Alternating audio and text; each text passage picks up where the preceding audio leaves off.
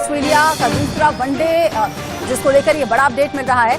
पहले बल्लेबाजी करते हुए भारतीय टीम जो है वो 117 रन पर ऑल आउट हो गई है।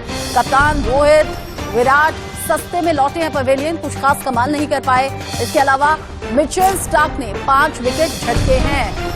ये बड़ा अपडेट भारतीय बल्लेबाजों से जब उम्मीद बहुत ज्यादा थी, ऐसे में कप्तान रोहित भी नहीं और विराट भी नहीं, बहुत ज्यादा कमाल नहीं कर सके। मिचेल स्टार्क ने यहां बेहतरीन प्रदर्शन किया है, 5 विकेट झटके हैं और 117 रन पर टीम इंडिया ऑल आउट हो गई है। सीरीज में भारत को लेकर ये जानकारी मिल रही है। भारत अभी 1-0 से आगे है।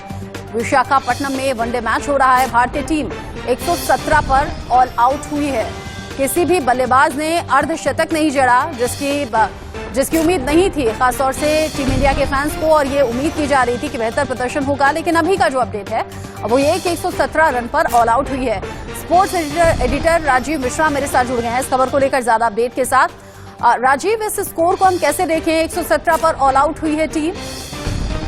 देखिए, सिर्फ 26 ओवर बल्लेबाजी कर पाई है पूरी की पूरी भारतीय टीम और 7 बल्लेबाज दहाई अंक को नहीं छू पाए। इससे आप अंदाजा लगा सकती हैं कि ऑस्ट्रेलिया के जो 23 गेंदबाज हैं उन्होंने किस तरह से डोमिनेट किया, पिच और परिस्थिति का किस तरह से फायदा उठाया, क्योंकि ओवरकास्ट कंडीशंस थी। एक अच्छा टॉस कप्तान स्टीव स्मिथ ने जीता और उसके बाद फॉर्म में चल रहे मिचेल स्टार्क ने अपने पहले ही स्पेल में इस बात को तय कर दिया था कि भारत इस मैच में बैकफुट पर रहेगा। इनिशियली उन्होंने शुभमन गिल, रोहित शर्मा जैसे दिग्गज बल्लेबाजों को आउट किया और उसके बाद जिस तरह से बैकअप बॉलर्स ने बहुत कमाल की गेंदबाजी की इस मैच में, नतीजा ये रहा कि 117 पे आउट हो गए। एकमात्र बल्लेबाज विराट कोहली नजर आए जो थोड़ा संघर्ष करते जरूर नजर आए थे, लेकिन ओवरऑल अगर हम देखें तो एक और फ्लॉप प्रदर्शन रहा है भारतीय बल्लेबाजों का। क्योंकि आप याद करें, वानखेड़े के मैदान पर हमने मैच जरूर जीता था, लेकिन वहां पर भी भारतीय टॉप ऑर्डर स्ट्रगल कर रहा था और एक बार फिर भारतीय टॉप ऑर्डर के बल्लेबाज यहां भी चारों खाने चित होते नजर आए। तो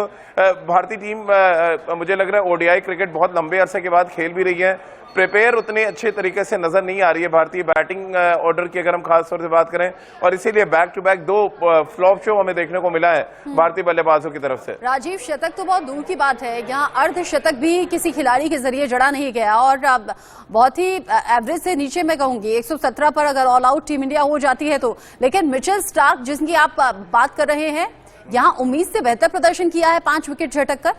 देखिए, इस समय विश्व के सबसे बेहतरीन बाएं हाथ के तेज गेंदबाजों में से एक है मिचेल स्टार्क, और वो तब और ज्यादा खतरनाक हो जाते हैं जब उनको स्विंग मिलना शुरू हो जाए। आपको याद होगा वानखेड़े में टॉप 3 बल्लेबाजों को उन्होंने बहुत जल्दी पवेलियन भेजा था और उसके बाद पूरी की पूरी भारतीय टीम स्ट्रगल करती नजर आई थी। और यहाँ पर भी कुछ हाल ऐसा ही था। जिस तरह से शुरुआत उन्होंने ऑस्ट्रेलिया को दिलाई, उसके बाद से भारतीय टीम कहीं संभल भी नहीं पाई। और देखिए, लेफ्ट आर्म सीमर्स के खिलाफ भारतीय टीम की कमजोरी कोई नई बात नहीं है। इससे पहले समय समय पे हमने कई बार देखा है भारतीय जो टॉप ऑर्डर के बल्लेबाज हैं, खासतौर से रोहित की हम बात कर लें, शुभमन गिल हो या विराट हो या सूर्य कुमार यादव, जिस तरह से बैक टू बैक 2 मैचेस में बाएं हाथ के गेंदबाज का शिकार हुए, उससे ये साफ नजर आता है कि left arm seamer, left arm over the wicket जब आता है और अच्छा स्विंग उनको मिलता है, तब भारतीय बल्लेबाजों की टेक्निक एक्सपोज होती है। और ये कोई नई बात नहीं है।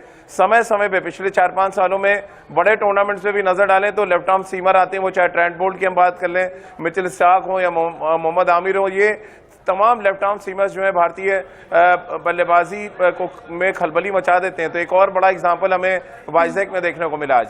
और सूर्य कुमार यादव को लेकर क्या कहेंगे? पिछले मैच में भी 0, इस मैच में भी 0। टीम इंडिया को बहुत ज्यादा प्रैक्टिस और मेहनत करने की जरूरत है, कमी आपको क्या दिख रही है? बिल्कुल ठीक कह रही है। देखिए, सूर्य कुमार यादव एक तरीके से आउट हुए दोनों मैच में, यानी left arm seamer, left arm over the wicket, ball हवा में अंदर आया और वो लाइन मिस कर गए। और मुझे लग रहा है लाइन से ज्यादा वो स्पीड से बीट हो रहा है, क्योंकि मिचेल स्टार्क 145 प्लस के हिसाब से गेंदबाजी करते हैं और गेंद उनका ना थोड़ा लेट स्विंग करता है, यानी जो कांटा बदलने की बात करते हैं वो बैट्समैन के बहुत पास जाके तब बॉल स्विंग कर रहा है, जिसकी वजह से सूर्य कुमार यादव दोनों बार एक जैसी गेंद पर एक गेंदबाज के द्वारा आउट हुए। तो ये थोड़ा चिंता का सबब है। अपनी टेक्निक पे उनको काम करना पड़ेगा, क्योंकि थोड़ा अगर चेस्ट ओपन नहीं खड़े होंगे तो शायद वो विजुलाइज नहीं कर पा रहे किस तरह से मिचेल स्टार्क का बॉल आ रहा है। और 0 पे आउट होना दोनों ही इनिंग्स में ये दर्शाता है कि आपकी कमजोरी पे मिचेल स्टार्क ने काम किया हुआ है। अब आप को मेहनत करके उस कमजोरी से पार पाना पड़ेगा, क्योंकि ये सिर्फ मिचेल स्टार्क का मामला नहीं है। नंबर 4 बड़ी क्रूशियल बैटिंग पोजीशन होती है, और यहाँ पर अगर कोई बैट्समैन लगातार फ्लॉप हो रहा है तो वो पुरानी कमजोरी जो भारत कई सालों से जूझता आ रहा है कि नंबर 4 पे हमारे पास कोई आइडियल ओडीआई बैट्समैन नहीं है, वो फिर एक बार सामने आ जाएगी। हालांकि बहुत इनिशियल है अभी कहना, लेकिन मुझे लग रहा है सूर्य कुमार यादव बहुत जल्दी इस प्रॉब्लम को रेक्टिफाई करने में कामयाब होंगे। इनिशियल है बहुत अभी ये कहना, लेकिन फिक्र होती है जब इस तरह का प्रदर्शन सामने आता है।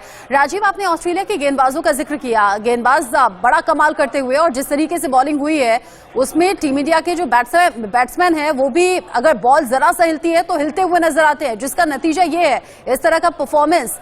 अब ध्यान कहां ज्यादा देने की जरूरत है, क्या कमी आपको खल रही है जिससे ठीक करने की जरूरत है, वो कॉन्फिडेंस कैसे वापस आएगा?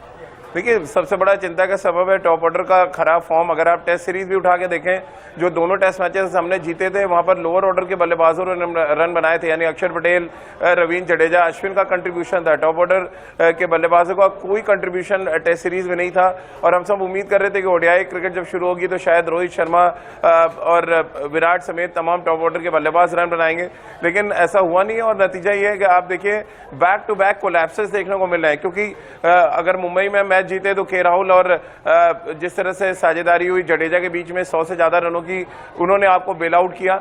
यहाँ पर कोई बड़ी साझेदारी नहीं हुई, 7 बल्लेबाज 2.5 अंकों में आउट हो गए, तो आपकी टीम कोलैप्स कर गई। 26 ओवर खाली आप बैटिंग कर पाए, जो ये साफ दर्शाता है कि एप्लीकेशन की कमी है। जब स्विंग होता है बॉल तो आपकी टेक्निक एक्सपोज हो जाती है, और वर्ल्ड कप आपको हिंदुस्तान में खेलना है। जितनी जल्दी हम टॉप ऑर्डर की प्रॉब्लम को रेक्टिफाई कर लें उतना अच्छा है, क्योंकि कुछ ही महीने दूर है जब हम हिंदुस्तान की सरजमी पे 50 ओवर का वर्ल्ड कप खेल रहे होंगे।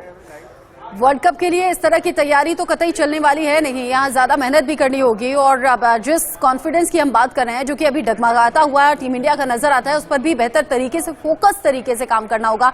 लेकिन राजीव, चूंकि मैच से आप जुड़े रहे हैं, दशकों से आप स्पोर्ट्स की रिपोर्टिंग कर रहे हैं, स्पोर्ट्स को करीब से जानते हैं, ये जो तीसरा मुकाबला होने वाला है, अनुमान आपका क्या है? देखिए, अभी तो 117 रन पहले ऑस्ट्रेलिया को बनाने पड़ेंगे इस मैच को जीतने के लिए, तो मैं तो उम्मीद कर रहा हूं कि हमारे तेज गेंदबाज भी वही इंपैक्ट छोड़े। शमी ने बहुत शानदार स्पेल डाला था वानखेड़े में, सिराज है हमारे पास दूसरे तेज गेंदबाज। हालांकि थोड़ी सी गलती हुई है यहाँ के ओवरकास्ट कंडीशंस को देखते हुए, हमें एक एक्स्ट्रा सीमर यहाँ पे खिलाना चाहिए था, हमने एक एक्स्ट्रा स्पिनर खिला लिया है। अब 117 रन है, आपके पास सिर्फ 2 सीमर है, हार्दिक पांड्या थर्ड सीमर के रोल में होंगे, तो पहले तो गेंदबाजों से उम्मीद कर रहा हूं कि एक अच्छा फाइट करें। 117 रन 217 रन नजर आया ऑस्ट्रेलिया को, कुछ इस तरह की उम्मीद हम अपने गेंदबाजों से कर रहे हैं, क्योंकि कंडीशंस अभी भी लगभग वैसी ही हैं जैसे ऑस्ट्रेलिया के तेज गेंदबाजों के लिए थी। उसके बाद जब चेन्नई जाएंगे, और मुझे लग रहा है 1-1 के स्कोर पे अगर बराबर गया तो बहुत ही जबरदस्त फाइट देखने को मिलेगी चेन्नई में। जबरदस्त फाइट होगी, ये आपका अनुमान है। और देखना होगा कि मैदान पर जब ये मुकाबला होता है तो टीम इंडिया के वापस से अपना कॉन्फिडेंस पा पाती है, कमाल कर पाती है, या फिर नहीं, या फिर निराशा हाथ लगेगी। हालांकि टीम इंडिया के हम फैंस हैं तो यही चाहेंगे कि टीम इंडिया एक बार फिर से कमाल करे। बहुत शुक्रिया राजीव आपका हमारे साथ जुड़ने के लिए।